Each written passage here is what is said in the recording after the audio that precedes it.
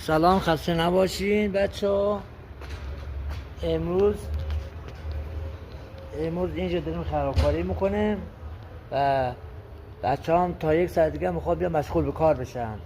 پس با هم میگم بریم تست کارگری و بیل زدن یاد بگیرن بچه ها که چجوری خرابکاری میکنن، آباد میکنن، درست میکنن. بچه ها خیلی زحمت میکشن. خیلی ممنونم که با ما همراه بشین بچه ها. اینجا میبینی نگاه هم سل آشغال مایه بدبخت بیچاره هم که باید 1 ساعت جارو کنم اینجا ره. هم بازار خیام میدون بار سپات و همه جا ما داره خراب میکنیم و داریم با سازیش میکنیم. هم ماشینای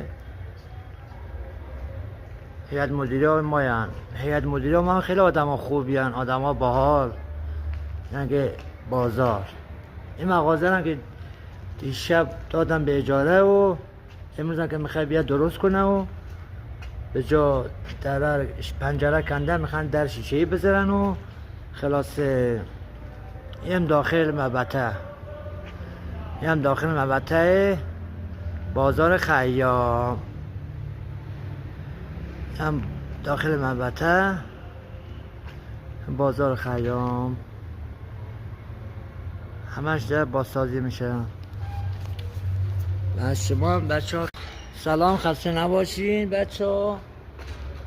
امروز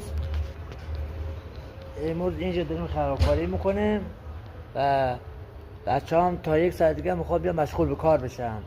پس با هم میگم بریم تست کارگری و بیل زدن یاد بگیرن بچه ها که چجوری خرابکاری میکنن، آباد میکنن، درست میکنن. بچه ها خیلی زحمت میکشن. خیلی ممنونم که با ما همراه بشین بچه ها. اینجا میبینی نگاه هم سل آشغال مایه بدبخت بیچاره هم که باید 1 ساعت جارو کنم اینجا ره.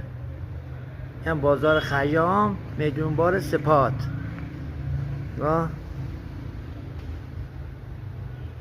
همه جا ما داره خراب میکنیم و داریم با سازیش میکنیم.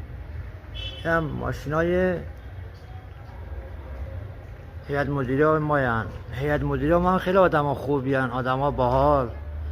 یعنی بازار این مغازه هم که دیشب دادم به اجاره و امروز هم که میخوای بیا درست کنه و به جا در پنجره کنده میخوان در شیشه‌ای بذارن و خلاصه این داخل مبته